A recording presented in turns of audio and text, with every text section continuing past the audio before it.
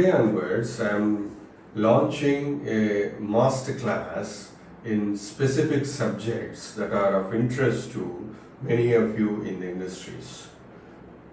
Now, today, the first topic that I am taking up is course correction or corrective action and preventive action.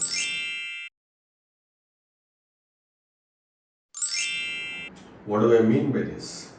Every company, while doing its business, will have several problems on a day-to-day basis. There is no dispute about that. There is no fighting about this. You have problems on a daily basis. Now, companies need to take course corrections almost on a daily basis. There may be small problems, there may be big problems, but you need to take course correction. Now, if you don't take this corrective action and preventive action, then these problems will keep repeating. And because of that, the particular area suffers and the company suffers. Let me give you some examples. Let's say a particular market for your company is not performing. You're not getting as much sales as you thought you would be able to make. And nobody is able to understand why is it so. People are taking various corrective action, we're launching dealer incentives, customer incentives and so on, but things are not getting resolved.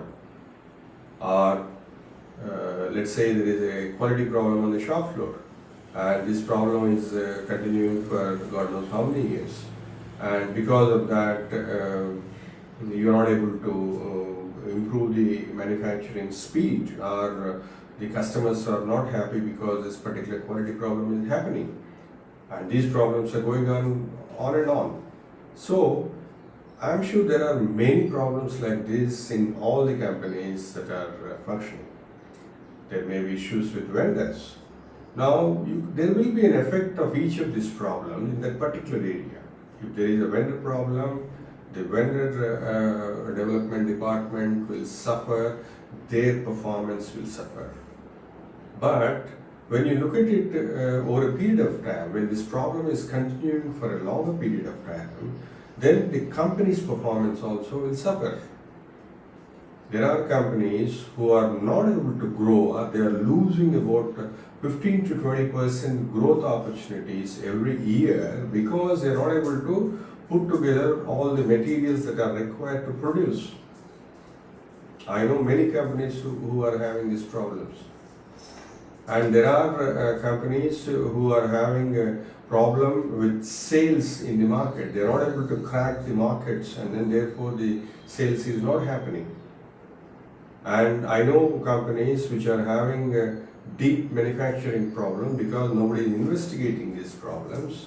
And because nobody is taking corrective action, preventive action, these manufacturing problems continue, and then the customers, in some cases I know, they have shifted from this company to someone else. So, taking course corrections, taking good corrective action and preventive action is a very important aspect of the business. It is not something which will affect just some small issue in the company. It will affect the whole company's growth itself. So, it has to be taken very seriously. Now, let us approach this issue of taking corrective action and preventive action in a very technical and very serious manner. I would like you to understand what is correction, what is corrective action, what is preventive action. These three are very important things we need to understand. So please watch this small video which is explaining about these three aspects of taking course correction.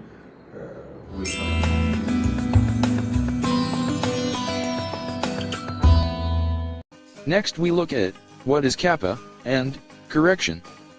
Correction refers to repair, rework or adjustment, and relates to the disposition of an existing nonconformity. Corrective action is action taken to eliminate the causes of an existing nonconformity, defect, or other undesirable situation in order to prevent recurrence. Preventive action is action taken to eliminate the cause of a potential nonconformity, defect, or other undesirable situation in order to prevent occurrence.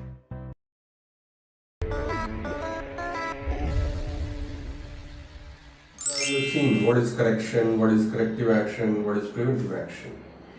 My observation is that in all problems in companies, most of the companies take just the correction. They just correct the situation temporarily and then just try to go forward. And then the same problems keep coming back, they again try to do the same thing, the same problem comes back, and then it's a vicious cycle. Okay, it keeps on feeding onto itself. Okay, so nobody goes even up to corrective action, and preventive action is almost unthinkable. So this is the status in which companies are, because of which I am telling that companies are losing growth opportunities, losing a lot of money, and therefore having a smaller bottom line than what the business deserves. These are all the issues which keeps coming up. Now the next thing that I would suggest is that all the team members, including the leader, should write down the corrective action and preventive action. It is not enough if a team member explains in a review meeting orally that I will do this, I will do that to solve this problem. No, it's not enough. We need to build knowledge in the company, and because of that, we should insist that everyone writes down this corrective action and preventive action. The written corrective action, preventive action, or the written course correction has a lot of power. When someone asks you to write down your corrective actions and preventive actions, you would naturally think a little bit more before putting it down on the paper, because you are committing yourself to that. This is a natural human action. It is not an evasive action. It is something which helps you to go deeper. So you think more. You will filter some of the corrective action, preventive action you may be thinking, and then you will come with your best output. When you come with your best output, your boss can add much better to that. Otherwise, it will be just a discussion, and everybody will give their own views, and it will end there. So you should ask your team members to write it down. Now I'm asking you to write it down. So you need a format. There is a corrective action, preventive action format in TQM. Now I'm showing you this particular format. In this format, what happens is there are columns for different actions. Now one is, what is your KPI? What's your target? What's your actual? What's the gap? What's the gap that we're talking about? Is it a small gap, big gap? We need to know that. What's the exact gap? Now for this gap, you are trying to write the corrective action and preventive action. You also have to write down what is the corrective action, preventive action last time I suggested. And what is that? I have to reproduce it here from the last time corrective action and preventive action. And I have to say whether I implemented it or not. If I implemented it, as a result improved. If it is not improved, I suggest further corrective action and preventive action. So there is a column for last time's CAPA, there is a column for this time's CAPA. And there are also columns for reason and root cause. There is a difference between a reason and root cause. We will not go deep into that. Okay, you can always Google it, you will understand what is that. I am trying to focus on the bigger issue. Now, you have to use this format and ask everyone to write it in the same format.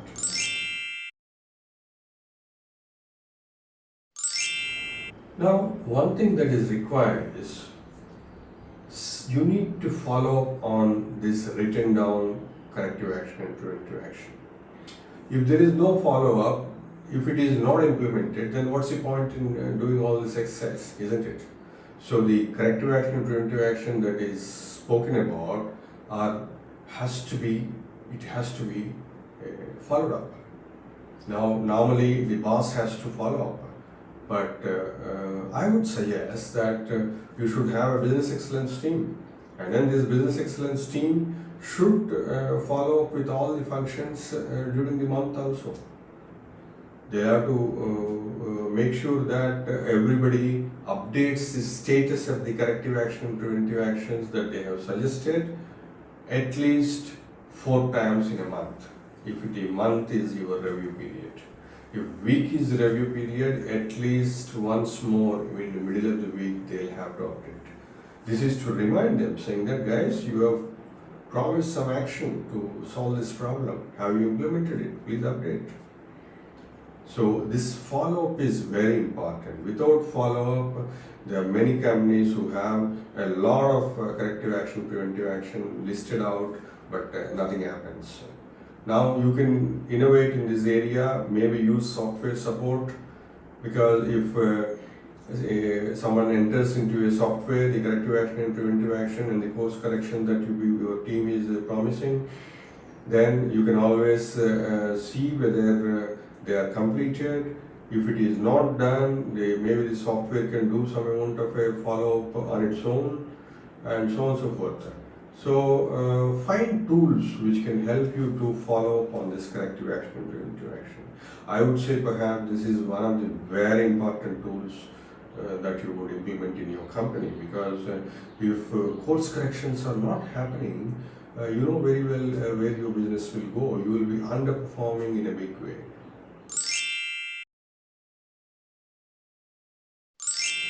Now, there may be some improvement projects that may be coming out of this corrective action and preventive action. Every problem cannot be solved by next month.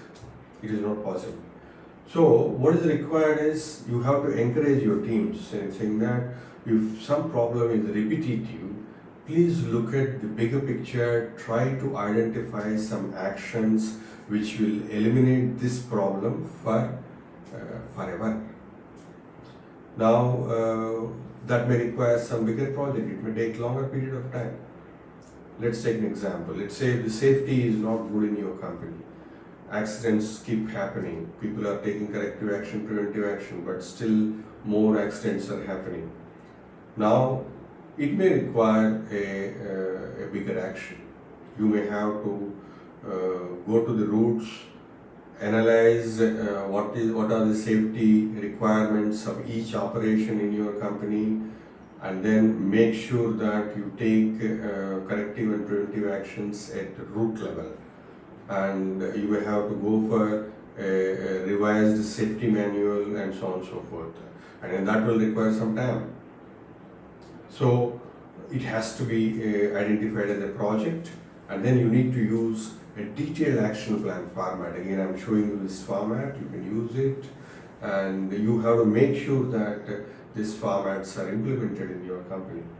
Then what happens is the bigger corrective actions are monitored, and then even though it takes 2-3 months to implement, you will still do it. Similarly, if you have a lot of quality problems, you may require a totally a reworking out of your quality system and so on and so forth. Or if your manufacturing system is not stable, you may have to implement lean manufacturing system. All this takes time. So those projects will have to be monitored over a period of time.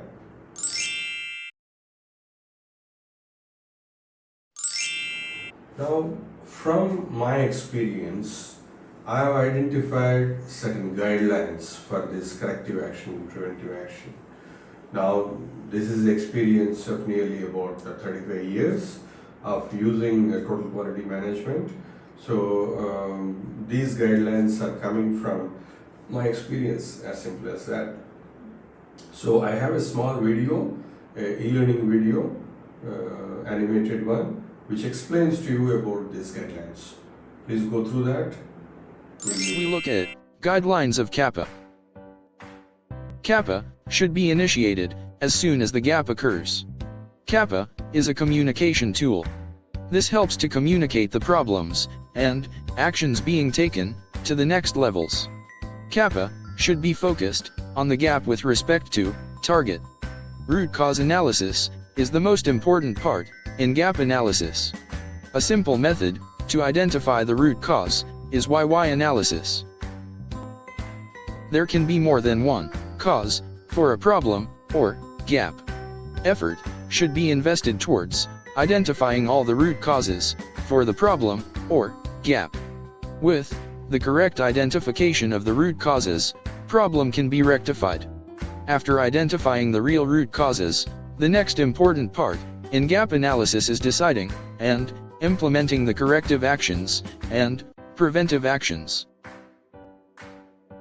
The preventive action should be standardized, documented, and practiced to ensure the problem does not reoccur. Effectiveness of the preventive action should be monitored for a specific period of time. Kaizen sheet can be used to capture the preventive action that is taken. The trend of a performance graph has to be interpreted, not just the individual values on the graph.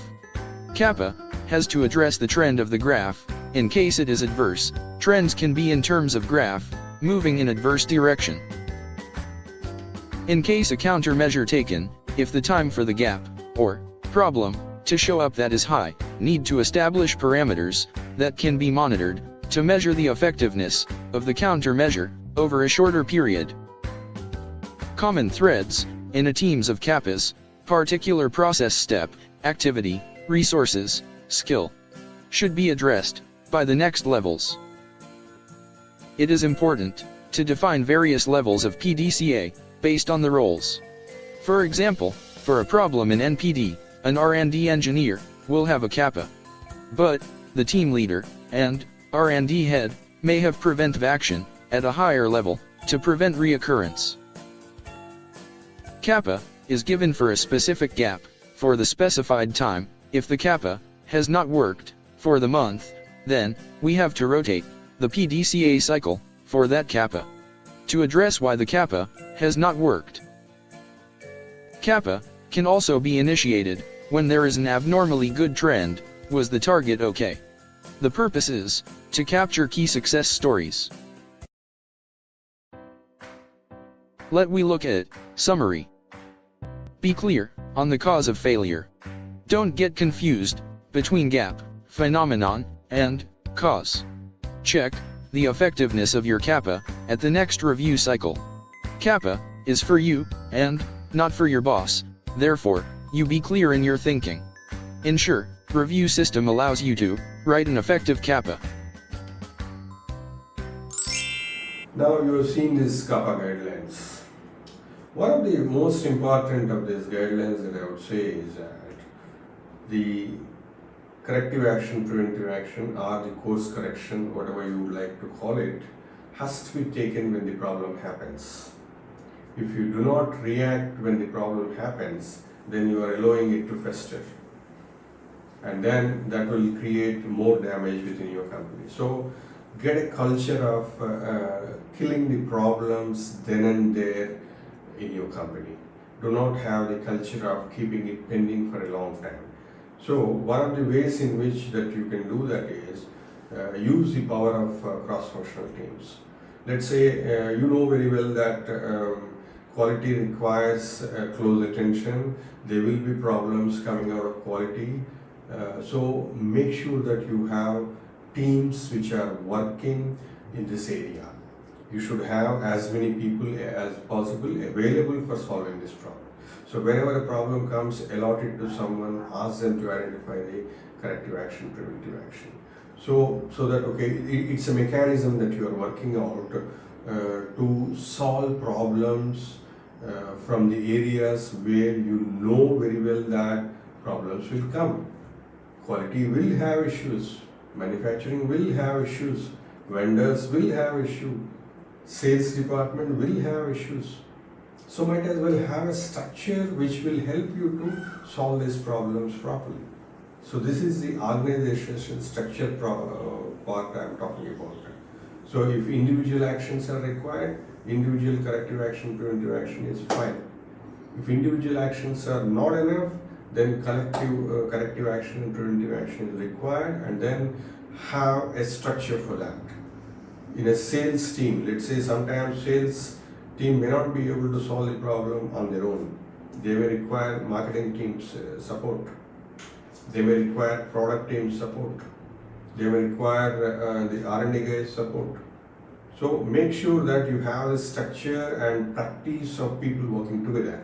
If this cross-functional team culture is there in your company, the taking of the CAPA becomes much easier.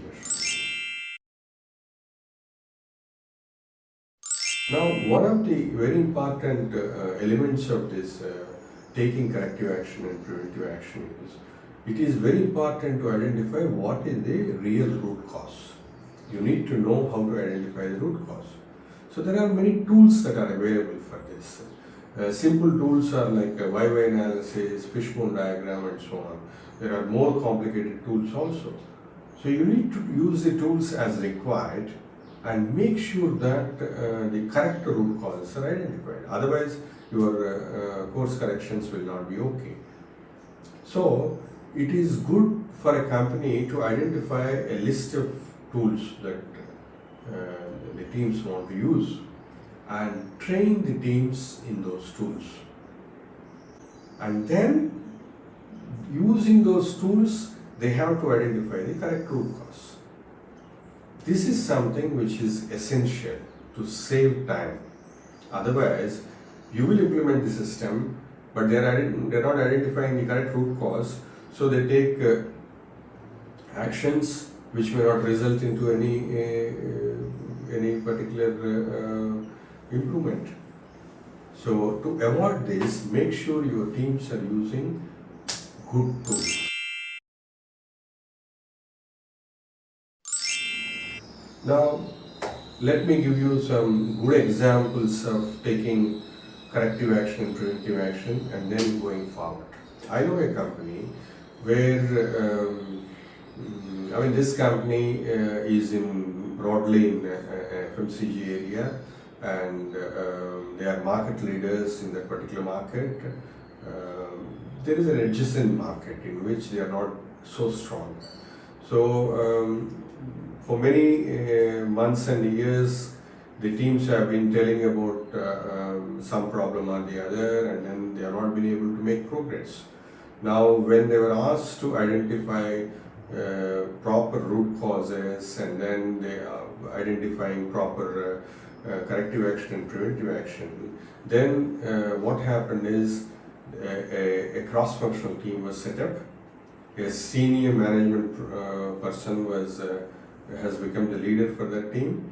They went into the market, and they have spent almost 12 to 14 hours a day in the market, and then they have identified the root causes. It was about pricing, it was about involvement of the dealership network. Because the prices are not good as thought by the dealership network, they have given up. They said, okay, this company is not responsive. Now, when the senior management professional went into the market, he was able to understand, he was able to take decisions a little bit quicker than normal. So because of that, the problems got resolved, and then this company has gained almost 25% market share more within 6 months. This was the power of corrective action and preventive action. That company's market share went up and then it never came down. Now I'll give you another example. Now there was a manufacturing related problem for a new product. This new product was launched, it started going to the customer, but there was a particular problem, a quality problem. To solve that, the manufacturing team was doing a rework, and then this rework became almost like a part of the manufacturing process for almost about 3 years. Now, one fine day, the company has decided that enough is enough. We have to implement the CAPA. We have to solve the problem right now.